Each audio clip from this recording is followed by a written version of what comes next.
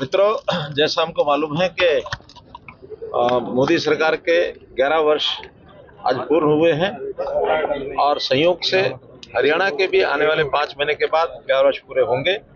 इन 11 वर्षों में हमने देश भर में और साथ ही डबल की सरकार हरियाणा में होने के नाते हरियाणा में भी जो भी काम किए हैं उस निश्चित कार्यक्रम निश्चित यानी बातों को ध्यान में रख करके वो सब किए हैं।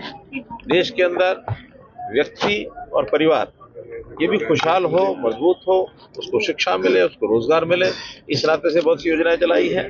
जहाँ तक समाज के जागरण की बात है, समाज को शक्तिशाली बनाने की बात है, समाज के विचार की बात है, उसमें भी देश के प्रति लगाव ये कैसे खड़ा हो, बहुत से कार्यक्रम इस प्रकार के किए गए हैं।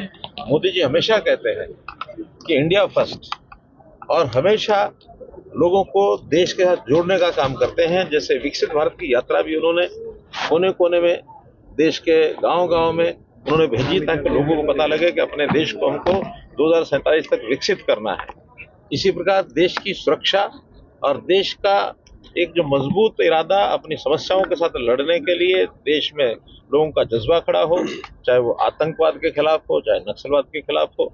तो इस प्रकार के कार्यक्रमों को सामने रख के बहुत से कार्यक्रम, बहुत सी योजनाएं ऐसी चलाई गई हैं। विकास अथाह हुआ है। उन सब बातों को अपने कार्यकर्ताओं को बताने के लिए आज की ये वर्कशॉप थी, कार्यशाला थी।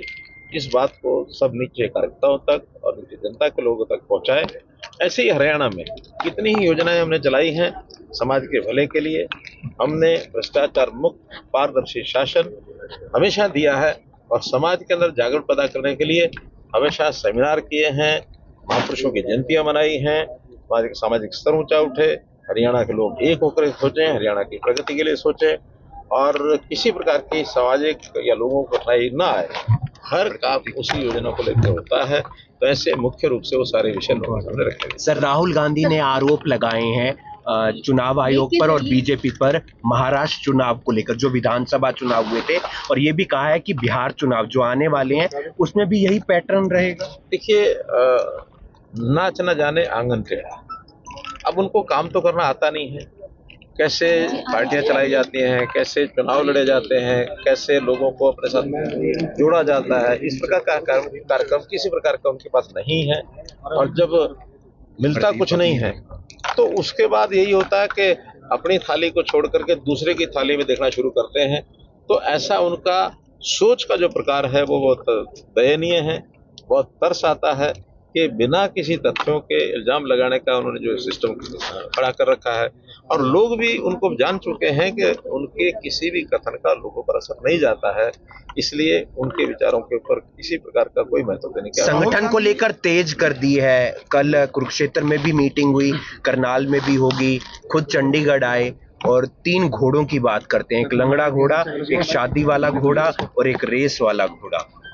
जिस व्यक्ति को घोड़ों की पहचान ही नहीं है, घोड़े कैसे होते हैं और घोड़ों का क्या महत्व होता है, और उस प्रकार के घोड़ों को लेकर के जितना वो तुच्छ बोलने लग गए हैं, और वो भी अपने कार्यकर्ताओं के बारे में जो अपने घर में ही लोगों को गालियां देते हैं, वो बाहर समाज को, जनता को क्या प्रेरणा देंगे कि अपने पार्टी के कुछ लोगों को उन्होंने लंगड़ा घोड़ा कह दिया है।